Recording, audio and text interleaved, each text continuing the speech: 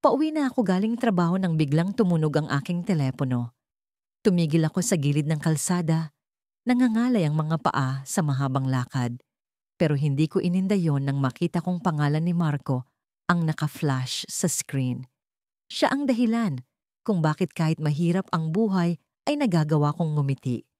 Siya ang nagbigay ng pangako na babalik siyang mas matatag, mas mapagmahal at mas handa para sa aming kinabukasan.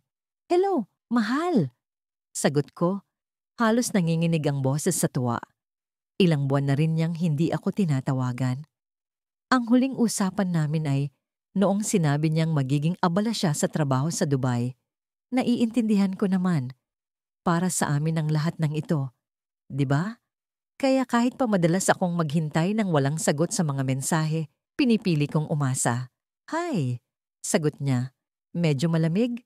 Napakunot ang noo ko. Baka pagod lang siya, isip ko. "Kamusta ka na?" tanong niya. "Ayos naman ako, mahal. Ikaw? Mukhang busy ka talaga, ha?" Binalot ko ang aking boses ng lambing. Pilit tinatago ang lungkot sa loob. Gusto ko sanang ipaalam sa kanya kung gaano ko siya namimiss. Pero parang hindi iyon ang tamang oras. "Oo, medyo marami nga akong ginagawa dito. Pasensya ka na kung bihira akong makapag-reply. Alam mo namang para ito sa atin, di ba?" Sagot niya. Pero may kung anong kulang sa tono niya. Hindi ko maipaliwanag. Parang nag-iwas siya ng tingin. Kahit nasa kabilang linya lang kami. "Alam ko naman yan, mahal. Basta tandaan mo, mahal kita. At lagi kitang hinihintay dito." Naging tahimik siya. Narinig ko lang ang mahinang tunog ng kanyang paghinga. "Marco?" Tawag ko. Medyo kinakabahan. "May kailangan akong sabihin sa'yo." Biglang bumilis ang tibok ng puso ko. Naramdaman ko ang malamig na hangin na dumampi sa aking balat. Pero mas malamig ang nararamdaman ko sa loob. "Ano yon, mahal? May problema ba?" Tanong ko. Pilit pinapanatili ang boses kong kalmado kahit nagsisimula ng gumapang ang takot sa aking isipan. "Hindi kita gusto saktan." Umiling ako. Hindi ko alam kung bakit. Parang pilit akong nagtatanggi sa mga salitang hindi pa niya sinasabi. Pero napalunok siya. Hindi ko alam kung anong susunod niyang sasabihin, pero alam kong hindi ko magugustuhan. "Pero ano, Marco? Sabihin mo na." Sinubukan kong gawing matatag ang boses ko kahit parang gumuguho na ang mundo ko. May, may nakilala akong ibang babae dito. Bumagsak ang mga salita niya sa akin na parang mga mabibigat na bato. Hindi ko alam kung paano ko pa napapanatiling nakatayo ang mga paa ko. Parang gusto kong maupo. Pero kahit ang simpleng kilos na yon ay hindi ko magawa. "Anong ibig mong sabihin?" Hindi ko alam kung paano ko nasabi yon. Parang automatiko na lang ang bibig ko. Hindi ko sinasadya. Naging masyado kaming malapit dahil sa trabaho. Hindi ko alam kung paano nangyari.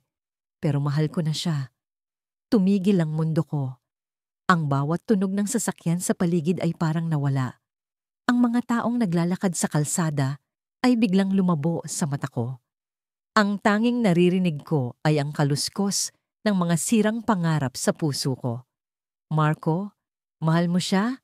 Ano ako sa'yo?" Hindi ko na napigilan ng luha. Para akong bata na iniwan sa gitna ng ulan. "Pasensya ka na. Hindi ko ginusto ito. Pero hindi ko na kayang itago sa'yo. Ayoko na rin magpanggap. Sana maintindihan mo." Narinig ko ang tunog ng kanyang paghinga, pero hindi na ako nakasagot. Paano ko siya maiintindihan? Paano ko matatanggap na ang taong pinanghawakan ko ng buong puso ay iniwan ako para sa iba? Hindi ko alam kung paano natapos ang tawag. Ang alam ko lang, hawak ko ang telepono. Nanginginig ang mga kamay habang patuloy ang pag-agos ng luha sa pisngi ko. Ang mga pangako niya, ang mga plano namin, ang mga salitang para sa atin ito, lahat iyon ay biglang nawala. Parang bula. Umuwi ako na parang wala sa sarili. Ang bawat hakbang ay mabigat, parang may nakadikit na bakal sa mga paa ko. Nang makarating ako sa bahay, dumiretso ako sa kwarto at isinara ang pinto. Hindi ko alam kung gaano katagal akong nakaupo sa gilid ng kama, nakatingin sa kawalan. Pero nang mapansin ko ang isang envelope sa bedside table, bigla akong nagising mula sa aking kawalang malay. Ang envelope ay may pangalan ni Marco na nakasulat. Hindi ko maalala kung kailan niya ito iniwan, pero naalala kong binilin niya noon. Nabuksan ko ito kapag dumating ang araw na hindi ko na siya maintindihan. Binuksan ko ang envelope, nanginginig ang mga daliri. Sa loob nito ay may isang sulat. Habang binabasa ko ang mga salita, unti-unti akong nanlambot. Alam kong mahirap ang ginagawa ko, pero sana alam mong mahal kita. Masakit ito para sa akin, pero alam kong mas mabuti na ang ganito kaysa patuloy kitang paasahin. May mga bagay na hindi natin kontrolado at isa na rito ang puso. Kapag dumating ang araw na mabasa mo ito, sana naintindihan mo na ang desisyon ko. Patawarin mo ako. Nang tumingin ako sa likod ng sulat, may nakasulat pa. May iniwan akong sorpresa para sa iyo sa ilalim ng kama. Sana makatulong ito para makapagsimula ka ulit. Hinanap ko ang tinutukoy niya at doon ko nakita ang isang maliit na kahon. Binuksan ko ito at napanganga ako sa nakita. Hindi ko inasahan ang laman nito. Sa loob ng kahon ay may mga larawan. Larawan niya kasama ang babaeng sinasabi niyang mahal niya. Mga ngiti nila, mga yakap, mga halik na malinaw na nagpapakita ng pagmamahal. Pero sa ilalim ng mga larawan, may isang piraso ng papel. Binasa ko ito at ang mga salitang nakasulat doon ang mas lalong gumulo sa isipan ko. Hindi lang ikaw ang nasaktan. May mas malalim na dahilan kung bakit kita iniwan. Hindi ko magawang sabihin sa tawag, pero alamin mo ang totoo. Napalunok ako. Hindi na alam kung dapat ba akong magalit, umiyak, o magtanong. Ano ang ibig niyang sabihin? Ano ang mas malalim na dahilan? At bakit parang mas marami pang kasinungalingan ang nasa pagitan ng mga salitang iniwan niya? Pagkaraan ng ilang buwan mula nang umalis si Marco papuntang Dubai, naramdaman ko ang bigat ng pangungulila. Sa bawat araw, pilit kong tinatanggap na ang relasyon namin ay maghihintay sa mga oras na magkausap kami sa telepono, sa mga video call na madalas napuputol dahil sa mahinang signal at sa mga mensahe niyang palaging maikli. Busy ako, mahal. Pasensya na, sabi niya tuwing tanong ko kung bakit parang palaging nagmamadali ang usapan namin. Pero mahal ko siya. Pinili kong magtiwala kahit sa kabila ng mga pagdududa. Lagi kong iniisip na ginagawa niya ito para sa kinabukasan namin. Wala akong karapatang magreklamo dahil ako ang nangako sa harapan niya sa airport na maghihintay, na magiging matatag. Isang gabi habang nakahiga ako at nakatitig sa kisame, nagring ang telepono. Si Marco. Agad kong sinagot. Tinanggal ang pagod mula sa boses ko. Mahal, kamusta ka? Ang tagal mo bago tumawag uli. Saglit siyang natahimik bago sumagot. Tila may alingas-ngas sa linya. Pasensya na, mahal. Ang daming trabaho dito. Hindi ko na nga namamalayan ng oras. Pero okay naman ako. Ikaw? Kamusta ang buhay dyan? Tanong niya. Pero hindi ko naramdaman ang dating sigla sa boses niya. May halong lamig, parang ginagawa niya lang ang tawag na yon dahil kailangan. Ganun pa rin. Wala namang masyadong bago. Miss na kita, Marco. Miss na rin kita. Ang sagot niya ay hindi nagtagal. Agad siyang nagpaalam. Kailangan ko nang bumalik sa trabaho. Tatawag na lang ulit ako bukas. Mahal, ingat ka dyan. Hindi ko na napigilan ang lungkot. Ang bukas na sinasabi niya ay madalas nagiging linggo, minsan buwan. Pero hindi ko siya kinumpronta. Baka nga talagang abala lang siya.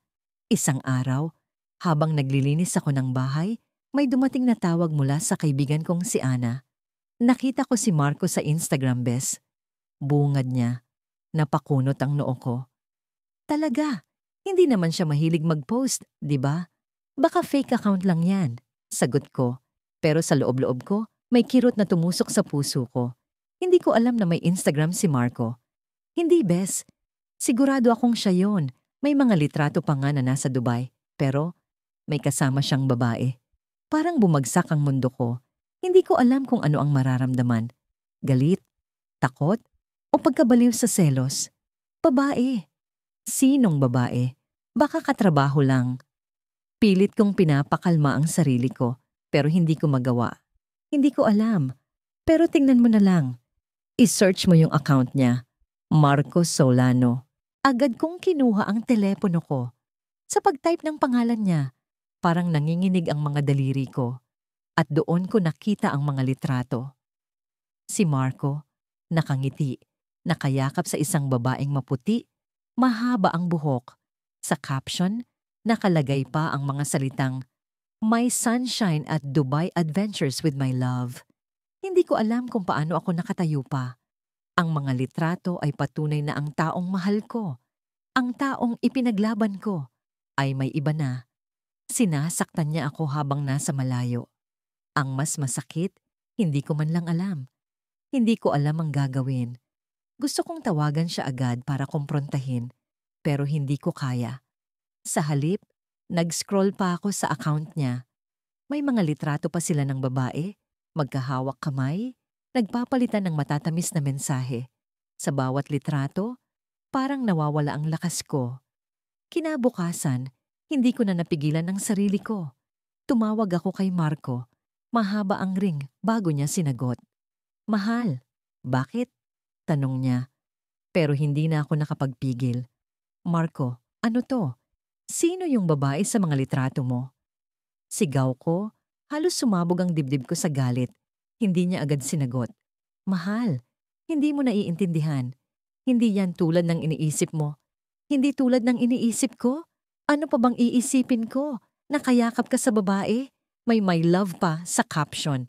Akala ko, mahal mo ako Marco. Pinagkatiwalaan kita." "Pakinggan mo muna ako please. Walang mali sa ginawa ko. Hindi ko sinasadya. Nagkakilala kami dito at..." "Hindi mo sinasadya? Paano mo nasasabi yan? Hindi mo sinasadya na lokohin ako? Hindi mo sinasadya na ipagpalit ako?" Tahimik siya. Hindi ko alam kung anong iniisip niya, pero naririnig ko ang mabibigat niyang paghinga. "Mahal, hindi mo naiintindihan. Mahal pa rin kita, pero..." Hindi ko alam kung ano ang nangyari. Ang layo natin sa isa't isa. Ang hirap. Biglang nawala ang linya. Tumigil ang tawag. Agad akong tumawag ulit, pero hindi na niya sinagot ang telepono. Tila baga pinatay niya ang usapan namin sa parehong paraan na pinatay niya ang tiwala ko. Walang paliwanag, walang pasabi. Lumipas ang mga araw at hindi na siya tumawag. Hindi ko alam kung ano ang susunod kong gagawin. Pero alam ko na isang bagay ang sigurado. Hindi na siya ang Marco na minahal ko. Kung kaya niyang magpatuloy sa buhay niyang may iba, bakit hindi ko gawin ang parehong bagay? Pagkatapos ng isang linggo, habang naglalakad ako pauwi mula sa palengke, may tumigil na kotse sa harapan ko. Bumukas ang bintana at nakita ko ang isang lalaking pamilyar ang mukha. Si Marco. Ngunit hindi siya mag-isa sa sasakyan, may kasama siyang babae. Ang babaeng nakita ko sa Instagram. Nakangiti siya habang lumabas ng kotse, pero ang nangiti niya ay hindi para sa akin. "Mahal, pag-usapan natin to," sabi niya. Pero bago pa man siya makalapit, naramdaman ko ang malamig na hangin na tila nagbigay babala sa akin. Ang babae ang unang bumaba mula sa sasakyan at sa kanyang kamay may suot na singsing. Pagkalipas ng ilang linggo na tila ba naglalakad ako sa ulap ng lungkot, isang tawag ang dumating mula sa isang hindi kilalang numero. Akala ko'y scam o telemarketer na naman, pero nang sagutin ko ito, boses ng isang babae ang bumungad sa akin.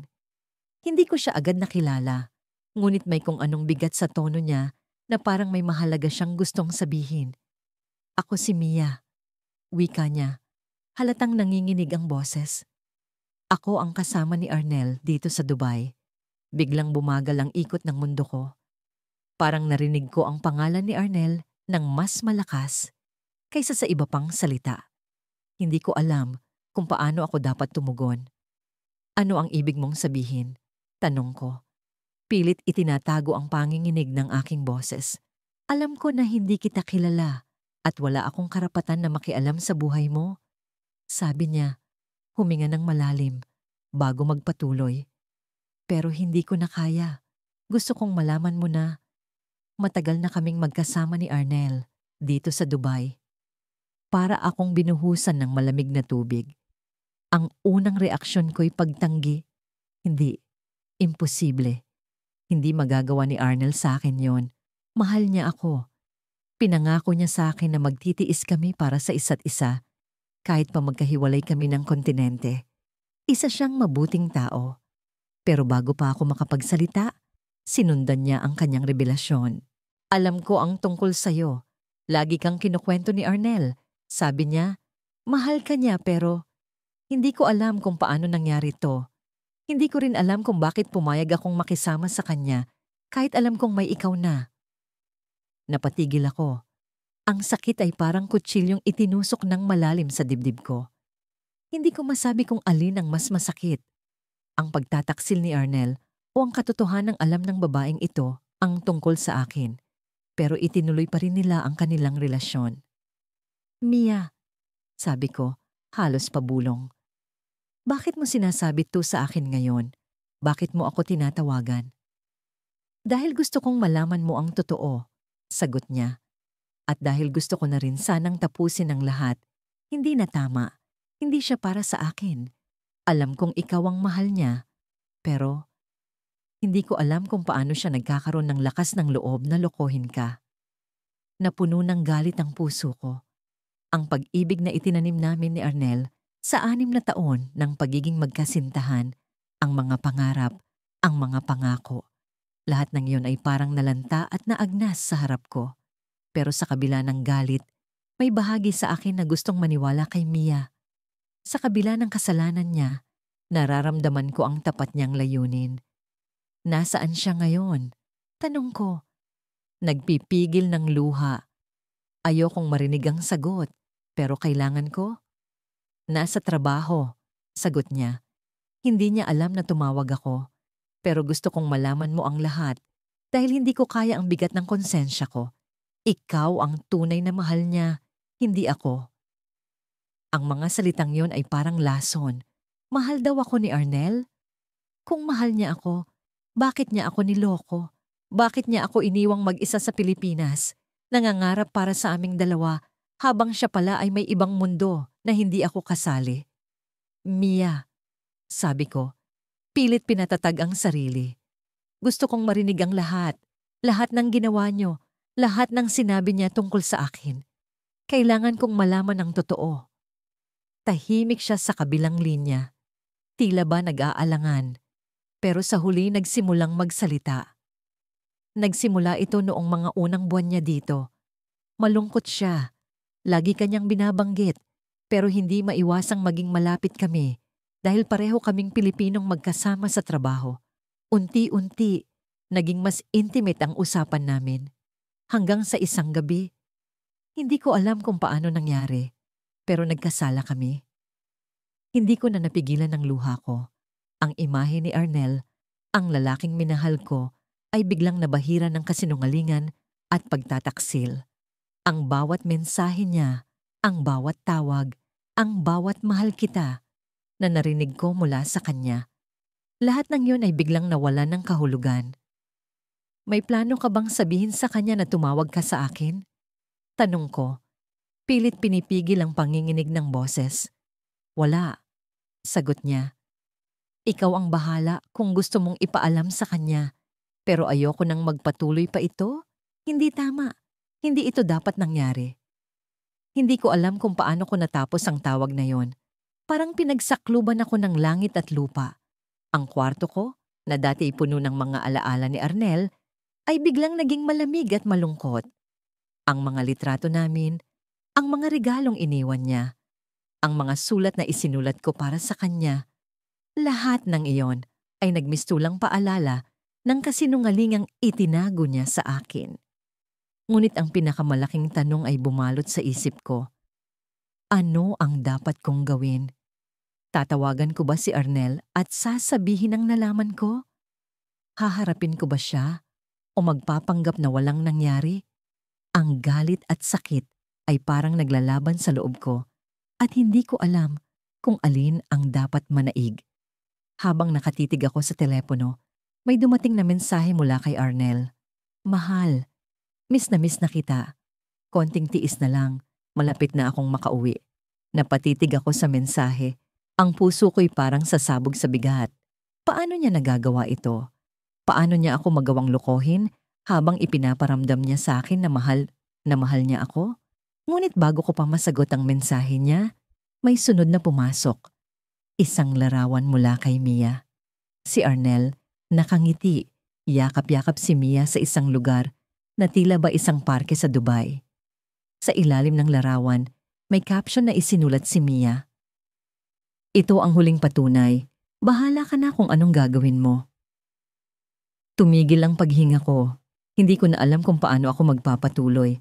Nagsimula ang araw ko ng tila normal. Matahimik, walang bahid ng gulo, pero may kaunting bigat sa dibdib na hindi maipaliwanag. Hindi ko alam kung bakit, pero parang may kung anong kulang. Nasa opisina ako, sinubukang magpakababad sa trabaho. Ngunit kahit anong pilit ko, ang isip ko'y lumilipat sa kanya. Si Mark, ang lalaking sinumpa kong mamahalin habang buhay. Ang lalaking nangakong babalik sa akin. 3 taon na siya sa Dubai. 3 taon akong naghintay, nagsakripisyo, at nagtiwala. Sa mga tawag niya tuwing linggo, sa mga mensahe niyang hindi na kasing init ng dati, sa bawat pangakong paulit-ulit niyang binibitawan, na uuwi siya, na ako ang dahilan kung bakit siya nagtatrabaho roon, na mahal niya ako. Pero nitong mga huling buwan, parang may nagbago.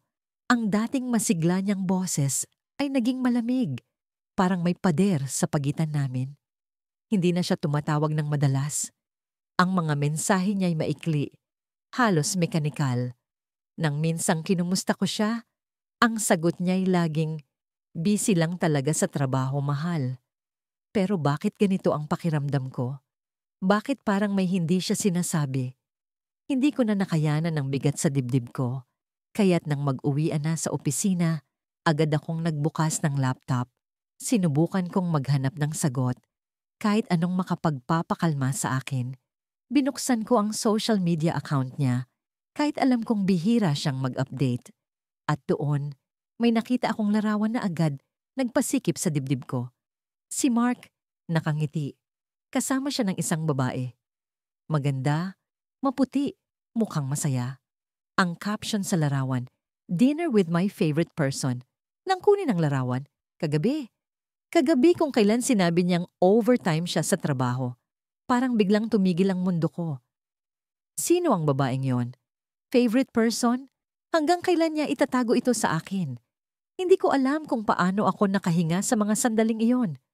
Ang buong paligid ko'y parang naging madilim, kahit nakabukas ang ilaw sa kwarto. Ang daming tanong na pumasok sa isip ko at ang bawat sagot na naiisip ko'y mas masakit kaysa sa nauna. Hindi ko alam kung ano ang gagawin. Gusto kong tawagan siya, kumprontahin, tanungin kung sino ang babaeng yon. Pero natatakot ako. Paano kung magalit siya? Paano kung magsinungaling siya? Paano kung totoo ang kinatatakutan ko? Na may mahal na siya? Na iniwan na niya ako nang hindi ko alam? Tumayo ako. Naglakad sa loob ng kwarto. Naramdaman ko ang panginginig ng mga kamay ko, ang bigat sa dibdib na parang hindi ko na kaya. Sa isang iglap, bumagsak ako sa kama, umiiyak. Ang mga alaala namin ang bumabalik.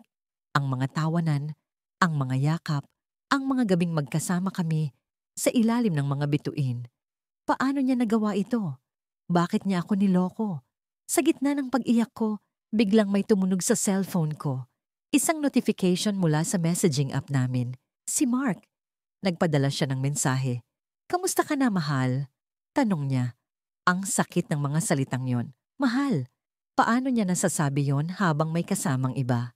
Hindi ko alam kung paano ako sasagot. Gusto kong sumigaw. Gusto kong magtanong. Pero natatakot akong malaman ang sagot.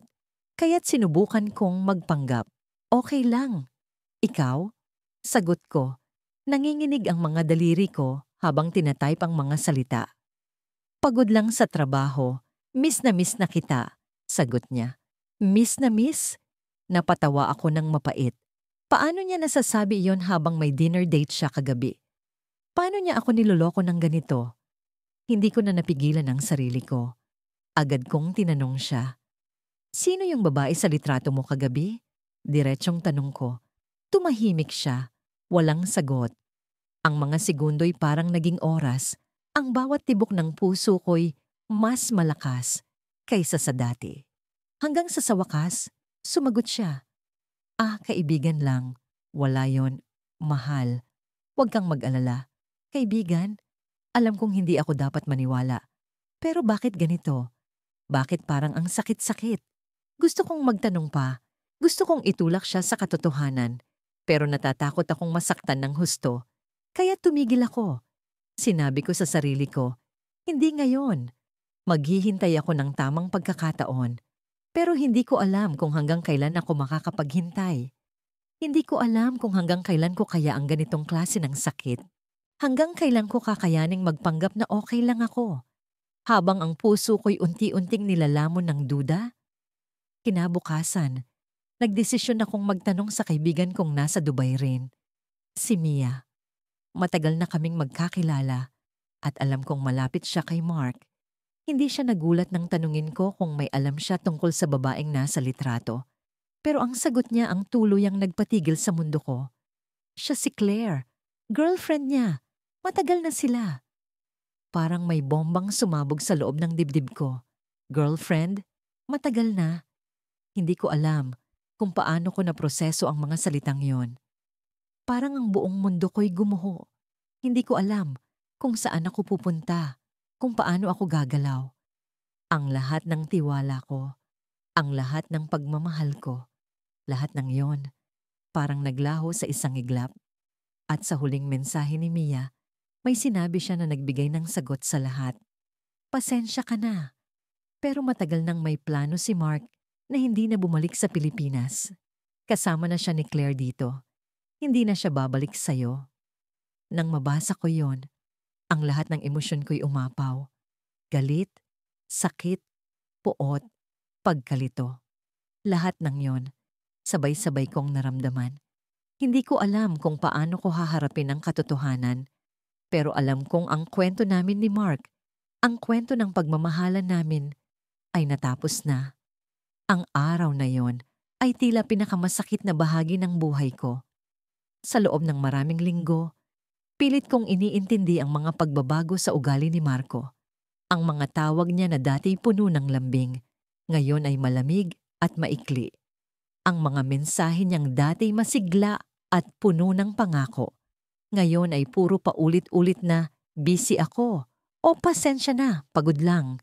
Sinubukan kong magpakatatag, nagbingi-bingihan sa mga sapantaha at nagpaniwala sa sarili na baka nga trabaho lamang ang dahilan. Pero hindi na ako makapaghintay. Ang damdamin ko'y puno ng mga tanong, ng mga kaba. Hanggang sa isang araw, nagdesisyon ako. Hahanapin ko ang sagot sa sarili kong paraan.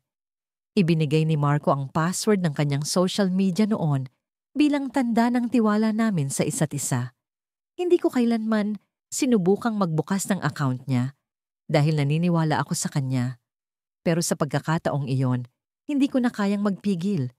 May bahagi sa akin na nagsasabing mali ito, na kasalanan ng pag-usisa, pero mas matimbang ang pangangailangan kong malaman ang totoo.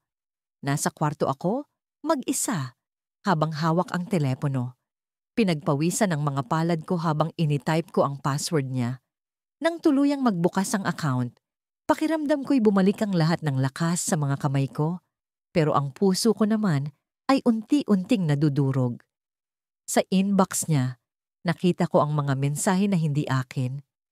Mga pangungusap na puno ng tawag ng pag-ibig, mga larawan na hindi ko alam kung kailan kinunan, at mga pangako na hindi niya kailanman sinabi sa akin. Ang pangalan ng babae ay Amara. Sa mga larawan, nakangiti sila. Si Marco, ang lalaking nangako ng walang hanggan sa akin. At si Amara, ang babaeng tila bagong mundo niya. Ang mga mensahe ay punong-puno ng mga detalyeng hindi ko maipaliwanag.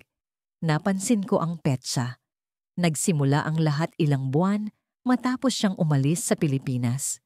Sa bawat palitan nila ng mensahe, nararamdaman ko ang lalim ng relasyon nila. Hindi ito simpleng pagkakaibigan. Ito'y isang relasyon na itinago niya sa akin habang nagpapanggap na mahal pa rin ako. Gusto kong magalit, magwala, sumigaw. Pero ang katawan ko ay tila na paralyze. Ang mga mata ko'y nakatuon sa screen. Bawat salita ay parang karayom na tumutusok sa puso ko. Ang sarili kong tanong ay bumalik sa akin. Anong kulang sa akin? Bakit niya ginawa ito? Pero wala akong sagot. Ang tanging naririnig ko ay ang tunog ng paghinga ko at ang tibok ng puso kong tila mababasag anumang oras. Hindi ko alam kung paano ko siya haharapin. Sa kabila ng lahat, mahal ko pa rin siya. Sira na ako, pero umaasa pa rin ang bahagi ng puso ko na baka may paliwanag siya, na baka mali ang interpretasyon ko, na baka may mas malalim na dahilan kung bakit ito nangyari.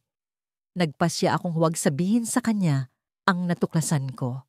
Sa halip, gumawa ako ng plano. Nais kong makita kung paano niya ako haharapin sa susunod na tawag. Sa gabing yon, tumawag siya tulad ng nakasanayan. Pero hindi na ako ang dating ako. Ang boses ko'y pilit kong pinanatiling kalmado, pero ang utak ko'y gumagawa ng mga tanong na hindi ko maipahayag. Sa gitna ng usapan namin, naramdaman ko ang lamig sa tono niya, ang kawalan ng sigla sa bawat sagot. Ang bawat mahal kita niya ay parang script na lang, walang buhay, walang init. Marco, bigla kong tanong, may problema ba tayo? Sandali siyang natahimik. Wala naman, bakit mo na itanong? Pakiramdam ko kasi, may iba ka na. Sagot ko, pilit na kinakalma ang boses ko. Kahit ramdam ko ang panginginig ng mga kamay ko, tumawa siya ng pilit. Bakit ka naman mag-iisip ng ganyan? Mahal kita. Pero hindi ko na siya pinaniwalaan. Ang bawat salita niya ay parang palamuti lang, walang laman. Sa kabila ng sakit, pinilit kong ngumiti. Hindi pa ito ang tamang panahon para harapin siya. Alam ko ang totoo, pero nais kong maghintay. May plano ako. Kinabukasan, naghanap ako ng paraan para makausap si Amara. Sa tulong ng social media, natuntun ko ang profile niya. Ang larawan niya, ang mga post niya, lahat ay nagpapatunay na siya ang babaeng nasa mga mensahe ni Marco. Nagpadala ako ng mensahe sa kanya gamit ang isang dummy account. Ang puso ko'y tila sasabog sa kaba habang naghihintay ng tugon. At nang sumagot siya, bumaliktad ang mundo ko. Sino ka? Tanong niya. Sinagot ko siya ng diretsyo. Ako ang girlfriend ni Marco. Matagal bago siya muling sumagot. Pero nang gawin niya ito, ang mga salita niya ang nagbigay ng pinakamalaking sorpresa sa akin. Girlfriend? Akala ko asawa ka niya. Ang sabi niya, hinihintay mo siya sa Pilipinas para makapag-divorce kayo. Hindi ako nakapagsalita. Ang buong mundo ko'y nagka-crash. Hindi lang pala simpleng pagtataksil ang ginawa ni Marco. Niloko niya ako ng mas malalim. Ginamit pa ang pangalan ko para magkwento ng kasinungalingan. At higit sa lahat, mas matindi ang sakit. Hindi lang ako ang niloko niya, pati ang babaeng yun na, sa kabila ng lahat, mukhang inosente rin. Sa sandaling iyon, naisip ko, hindi na ako maghihintay. Hindi ko na kayang magpanggap na hindi ko alam ang katotohanan. Si Marco, ang lalaking minahal ko ng buo, ang taong ipinaglaban ko kahit malayo, ay isang taong hindi ko pala lubos na kilala. Ang mga araw na dati puno ng musika ay napalitan ng katahimikang tila bumubulong ng duda. Ang bawat tawag niya na minsang inaabangan ko ng may ngiti, ngayon ay kinasasabikan ko ng may kaba. Sa bawat saglit na hindi siya sumasagot, ang utak ko'y parang makina. Umaandar. Naghahanap ng sagot sa tanong na hindi ko pa maamin sa sarili. May iba na ba siya? Noong una, pilit kong sinasabi sa sarili na normal lang ang pagbabago. Baka pagod lang siya. Baka marami lang talaga siyang inaasikaso sa trabaho. Pero bakit hindi na siya kasing init makipag-usap? Bakit nawala na ang mga tawag sa gitna ng gabi, ang mga kwento tungkol sa mga pangarap naming dalawa? Bakit ang sagot niya lagi ay, "Pagod ako, maraming trabaho, o mamaya na lang." Ang mahal kita na dati palagi niyang binibitiwan ay tila nalimutan na. Isang gabi, nagpasya akong magtanong. Hindi ko na kayang tiisin ang bigat sa dibdib ko. Tumawag ako at sa wakas, sinagot niya. Ngunit ang boses niya, walang buhay, walang sigla. Hindi ko maiwasang umiyak. Ano bang nangyayari sa'yo?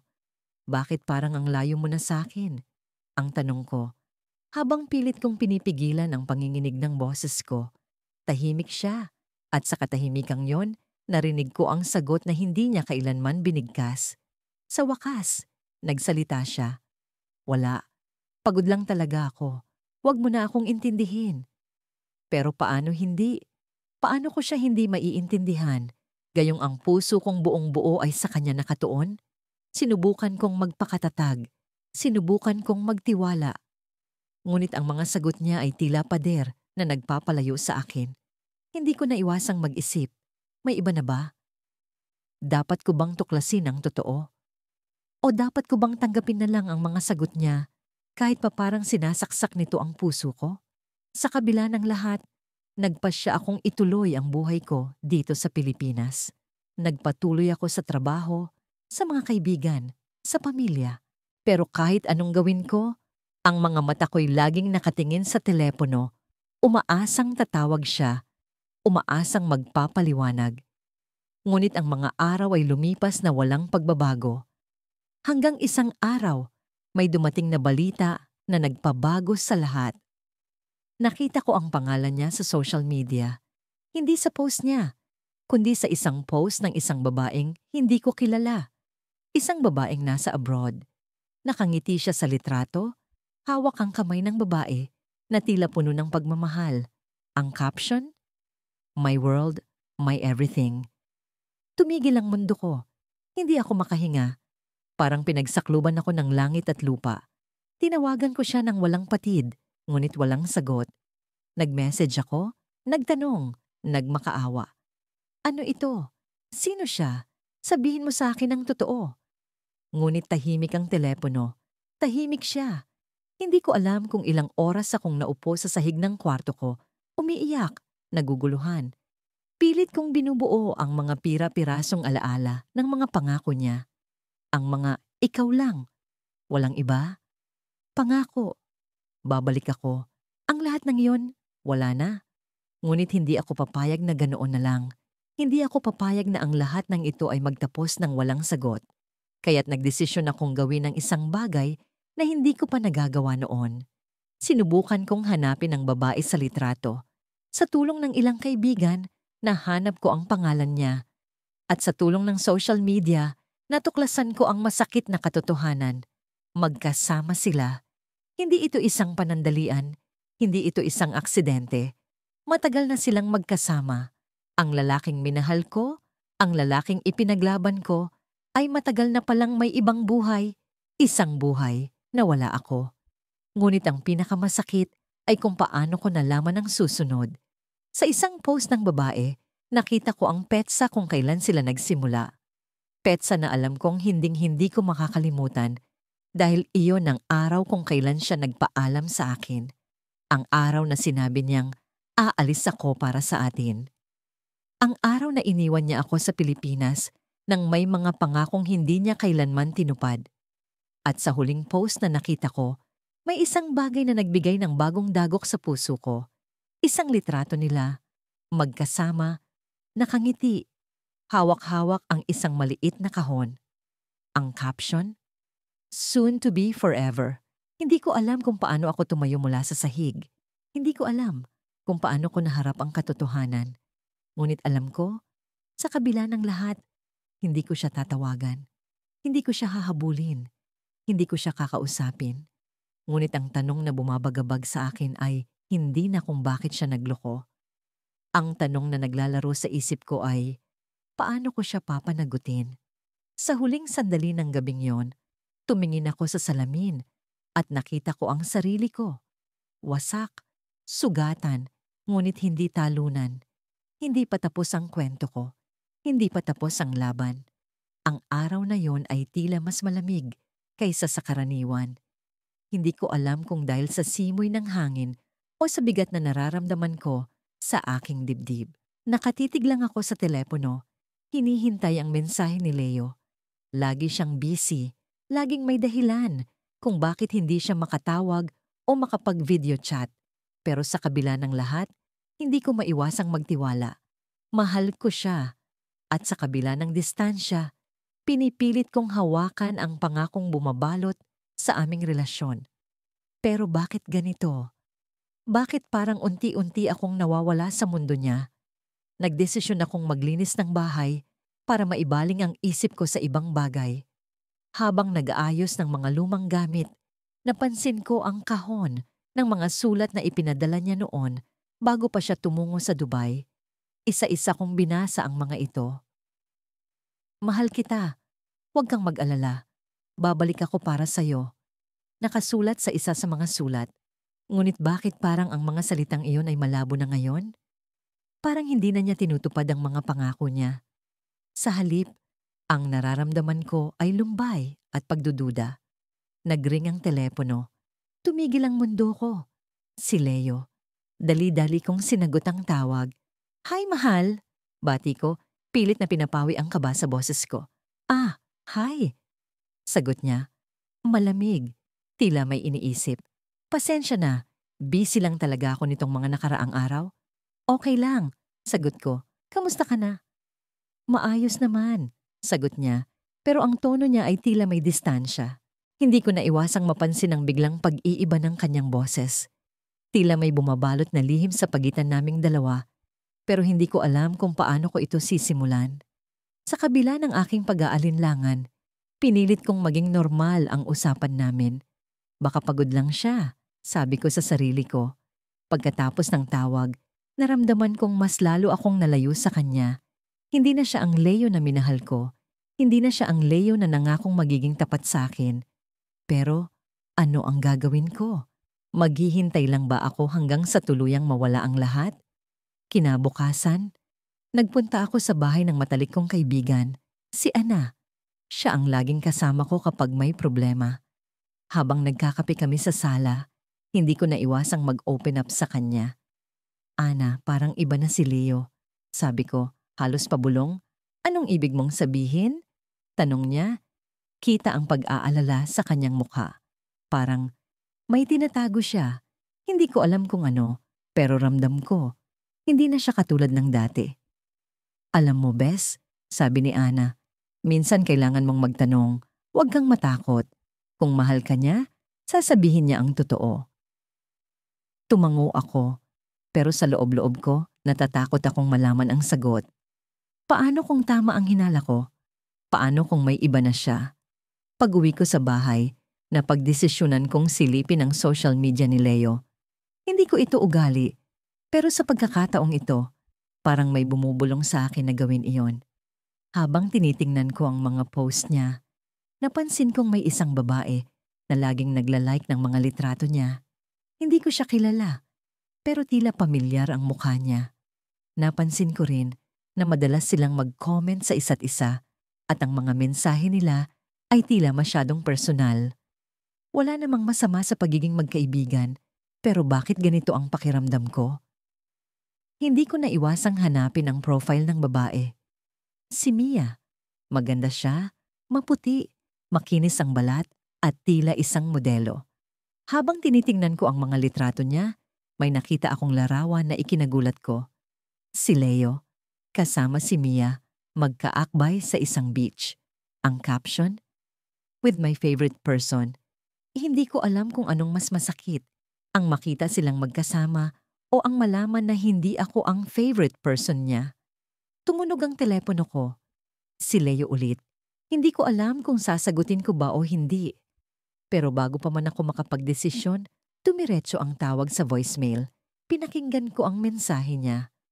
Mahal, sorry, hindi kita natawagan kanina. Busy lang talaga. Pero gusto kong malaman mo na mahal kita. Huwag kang mag-alala, okay? Mahal kita. Pero paano ko paniniwalaan ang mga salitang yon kung may ibang babae siyang kasama sa buhay niya? Hindi ko na kaya. Kailangan kong malaman ng totoo. Kinagabihan, nagdesisyon akong tawagan si Leo. Diretso ang tanong ko. Leo, sino si Mia? Halos ilang segundo siyang tumahimik. Ang katahimikan niya ay parang kutsilyong bumabaon sa puso ko. Ah, Mia? Tanong niya. Pilit na nagpapanggap na clueless. Kaibigan ko lang siya. Kaibigan? Bakit magkaakbay kayo sa litrato? Bakit ganun ang caption mo? Hindi siya sumagot. Sa halip, naramdaman ko ang bigat ng kanyang paghinga. Alam kong may mali. Alam kong may itinatago siya. At sa puntong yon, hindi ko na kinayang magpigil. Leo, magsabi ka ng totoo. May iba ka ba? Sigaw ko, hindi ko na napigilan ng luha. Mahal, hindi ko gustong masaktan ka. Sagot niya, halos bulong. Hindi ko alam kung paano ko sasabihin. At doon na pumutok ang bomba. Nasa harap ko ang laptop, nanlalamig ang mga daliri habang hinahawakan ng mouse. Tumutulo ang pawis ko sa noo, kahit malamig ang hangin mula sa bentilador. Hindi ko alam kung tama bang buksan ko ang inbox niya. Pero ang damdamin ko, parang isang nagngangalit na bagyo na hindi mapipigil. Hindi ko na kayang maghintay ng sagot mula sa kanya. Hindi na sapat ang mga maikling tugon niya tuwing tinatanong ko kung bakit parang wala na siyang pakialam sa akin. Minsan, busy lang sa trabaho. Minsan, wag kang ang paranoid. Pero laging kulang. Laging may puwang. Sa isang iglap, naipasok ko ang password. Hindi ko alam kung swerte lang ako o talagang hindi niya pinalitan ang huling kombinasyon na ibinigay niya noong magkaayos pa kami. Nang bumukas ang account niya, bumungad agad ang mga chat. Kulay asul at biring mga notification ang tila sumisigaw sa akin. Pero ang pinakamalaking sigaw ay mula sa isang pangalan. Isang babae. Hindi ko siya kilala. Pero ang profile picture niya, nakaakbay siya kay Paulo. May ngiti silang dalawa. Parang walang isang mundo ang nakapaligid sa kanila. Pinindot ko ang thread. Ang mga mensahe ay parang isang kutsilyo na unti-unting bumabaon sa puso ko. Love, ingat ka sa biyahe mamaya, sabi niya. Miss na kita. Sana pwede kang sumama sa akin dito sa susunod. Hindi ko na malayan nanginginig na ang mga kamay ko. Ang love na yon, ang miss na yon, dapat para sa akin lang. Pero ngayon, malinaw na hindi na ako ang mundo niya. Hindi na ako ang babaeng iniisip niya tuwing nagsisimula ang araw niya. Patuloy akong nag-scroll at tila bawat linya ay isang dagok sa dignidad ko. Ang sarap ng sinigang mo kagabi, babe. Salamat ulit. Sinigang? Hindi marunong magluto si Paulo at ang huling sinigang na natikman niya ay gawa ng nanay ko. Kailan pa siya nagsimulang kumain ng lutong bahay sa ibang bansa? At sino ang babae sa larawan na tila abot langit ang saya? Naghanap ako ng sagot sa bawat sulok ng inbox. May mga litrato silang magkasama. Sa beach, sa restaurant, sa isang parke na hindi ko alam kung saan. Ang mga mata ni Paulo, puno ng liwanag sa bawat frame. Ang liwanag na yon, na minsan ay para sa akin, ngayon ay para sa ibang tao na. Hindi ko kinaya. Tumayo ako mula sa upuan. Pilit nilalabanan ng pag-iyak. Pero sa bawat hakbang ko palayo sa laptop, naririnig ko ang boses niya. Ang tawag niya sa akin noong una kaming nagkahiwalay para sa trabaho. Promise, walang magbabago. Ikaw lang ang mahal ko. Binalikan ko ang laptop. Pilit kinakalma ang sarili. Hindi pa ito tapos, hindi ako pwedeng magpatalo. Sinubukan kong hanapin ang sagot. Bakit niya ito nagawa? May thread sa pagitan nila na tila mas mahaba pa sa relasyon namin. Sa gitna ng pag-scroll, may isang mensahe na pumukaw sa akin.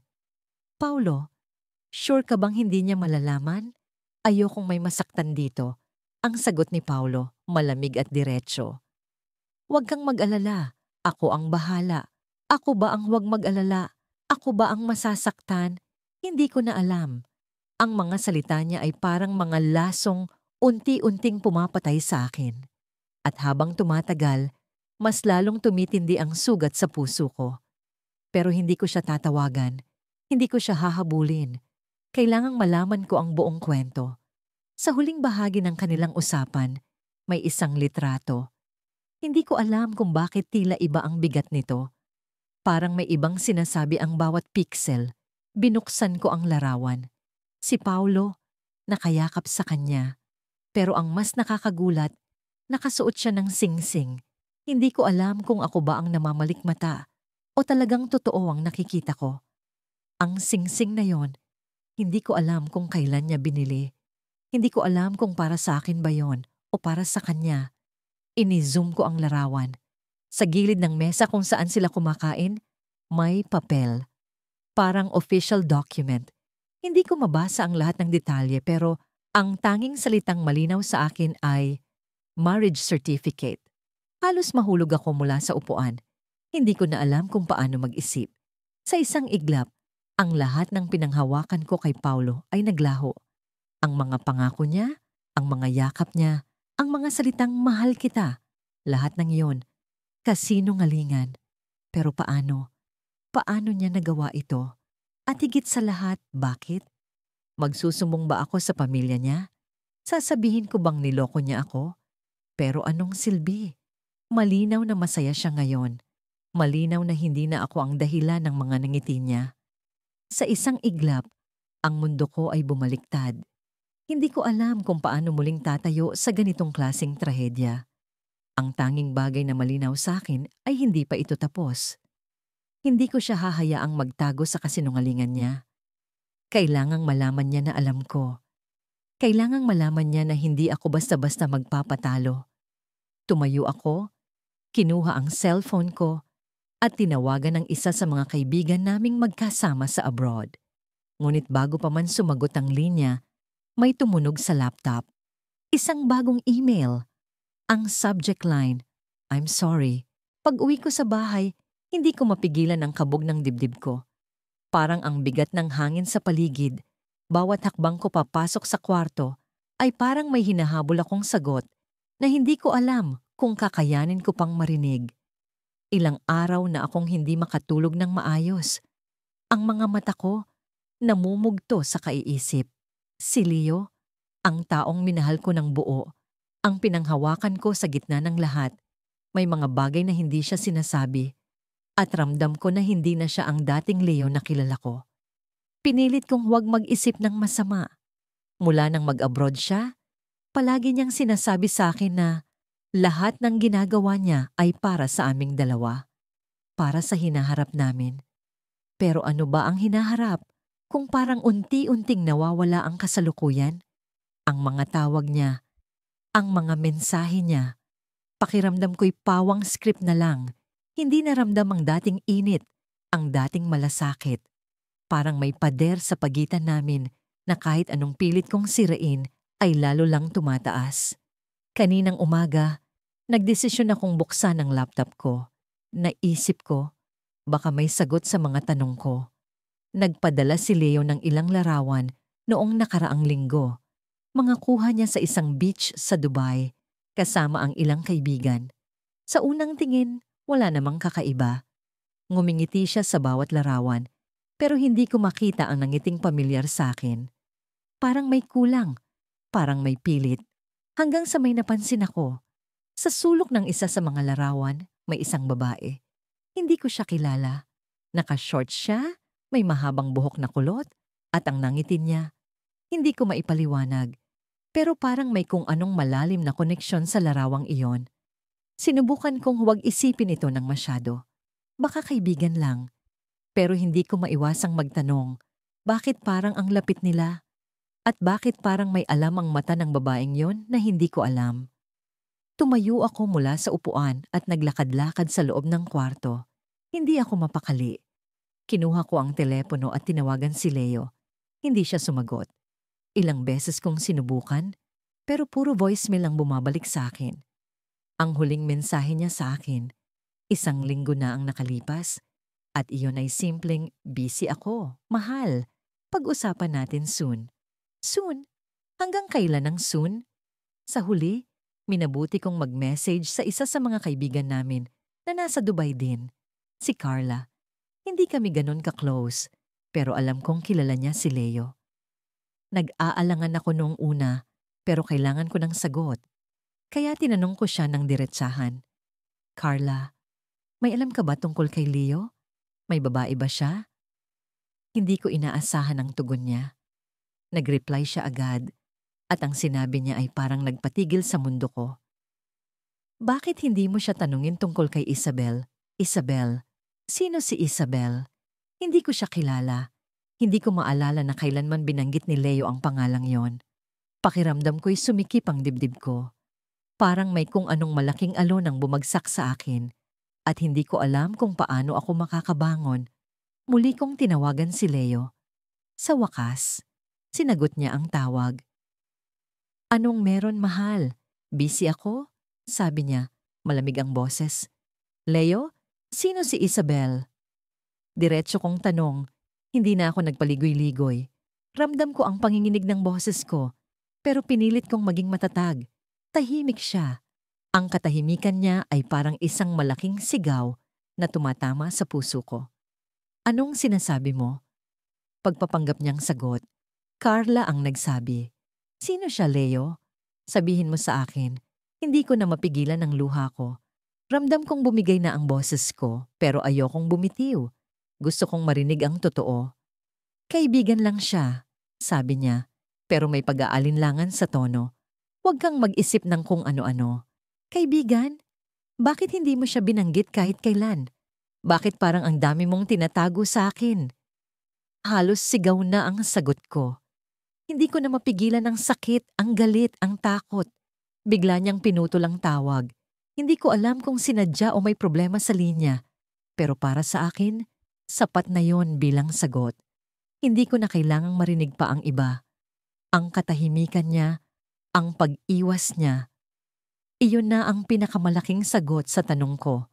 Nang maputol ang tawag, napahigang ako sa kama.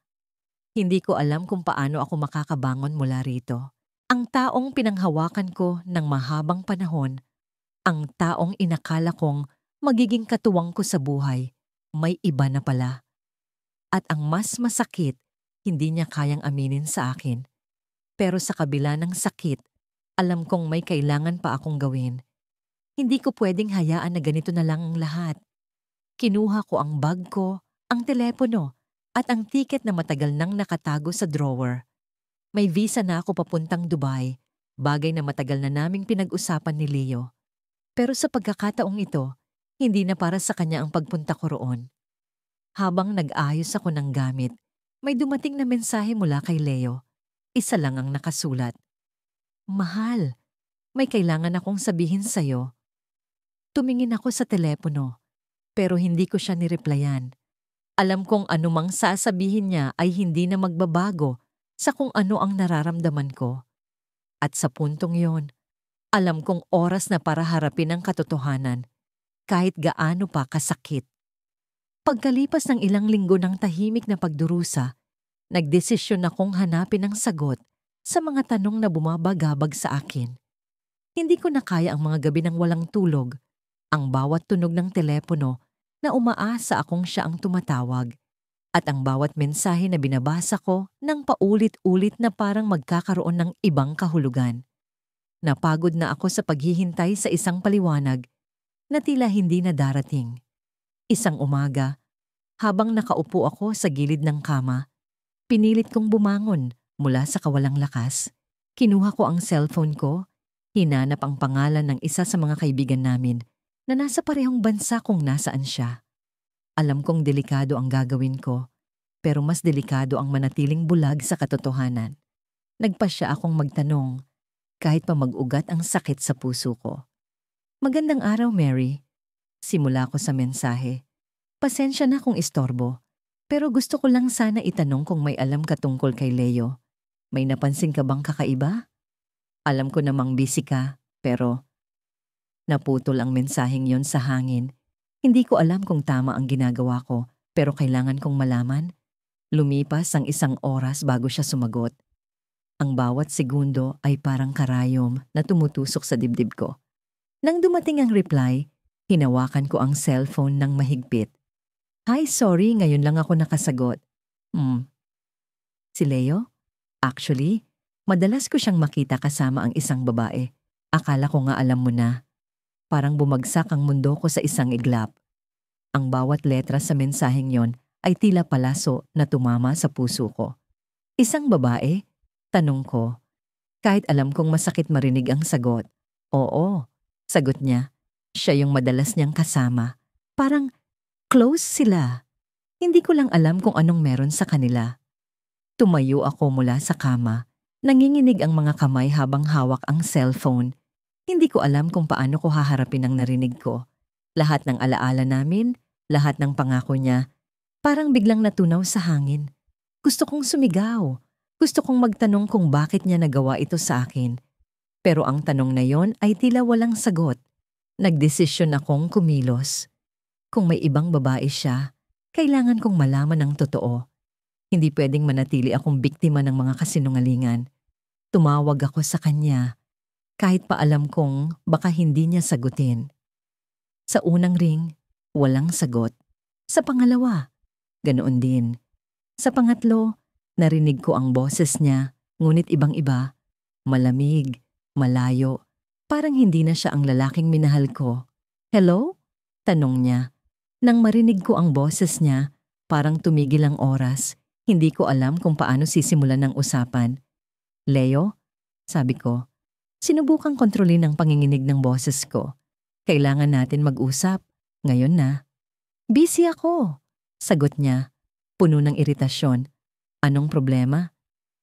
Ikaw ang problema. Sigaw ko. Hindi na mapigilan ang emosyon. May iba ka na ba, Leo? Sabihin mo sa akin ang totoo. Tahimik siya. Ang katahimikan niya ang sumira sa huling piraso ng tiwala ko. Hindi mo naiintindihan. Simula niya, pero pinutol ko siya. Ano ang hindi ko naiintindihan? Na niloko mo ako habang nandito ako, naghihintay, umaasa, na may iba ka na habang ako, iniingatan ng lahat ng alaala natin? Hindi siya sumagot. Ang katahimikan niya ang sumagot para sa akin. Tumulo ang luha ko, pero hindi ko hinayaan na makita niya ang kahinaan ko. Sabihin mo sa akin, Leo, sino siya? Bigla siyang sumigaw. Hindi ko alam kung bakit mo ito ginagawa. Wala kang alam sa sitwasyon ko. Bakit? Ano bang sitwasyon mo? Sinabi mo sa akin na mahal mo ako na ako lang. Pero ano ito? Sinungaling ka, Leo. Sa wakas, narinig ko ang boses niya. Pero hindi ito ang boses ng lalaking minahal ko. Oo, may iba na ako. Pero hindi ito kasalanan ko. Hindi ko sinadya. Hindi ko ginusto. Pero nangyari na. Parang binasag niya ang puso ko sa harap ko. Ang bawat salita niya ay parang martilyo na tumama sa pader ng mundo ko. Hindi ko alam kung paano ako magpapatuloy. Hindi mo sinadya? Hindi mo ginusto? Paano mo nasabi yan, Leo? Habang nandito ako, iniingatan ang pagmamahal natin. Ikaw naman pala, may ibang iniingatan. Hindi siya sumagot, pero narinig ko ang malalim niyang paghinga. Pasensya na, sabi niya. Pero alam kong walang tunay na pagsisisi sa boses niya. Hindi ko alam kung paano sasabihin sa'yo, pero mahal ko siya. Ang huling mga salitang yon ang sumira sa akin. Mahal niya siya. Hindi lang ito isang pagkakamali. Hindi lang ito isang aksidente. Mahal niya ang iba. At sa bawat segundo na naririnig ko ang boses niya, alam kong hindi na ako ang babaeng nasa puso niya. Akala ko yun na ang pinakamasakit na maririnig ko. Pero bago pa matapos ang tawag, narinig ko ang tunog ng tawa ng isang babae sa background. Hindi ko alam kung sinadya niya yon, pero para iyong kutsilyo na tumusok sa puso ko. Leo, sabi ko, nanginginig ang boses, huwag mo akong tawagan ulit. Huwag mo akong hanapin. Huwag mo akong guluhin. Hindi siya sumagot. Pero bago ko ibaba ang telepono, narinig ko ang isang bagay na tila nagpapakulo sa dugo ko. Ang babae sa background, bumulong. Sino ba yan? Bakit hindi mo sabihin sa kanya na tayo na? Hindi ko na hinihintay ang sagot niya. Binaba ko ang telepono, pinatay ang cellphone at naupo sa sahig. Ang mundo ko, ang buhay ko, parang biglang gumuho. Pero sa ilalim ng sakit, may isang damdaming bumalot sa akin, galit. Hindi na ako magiging mahina. Hindi na ako magpapaloko.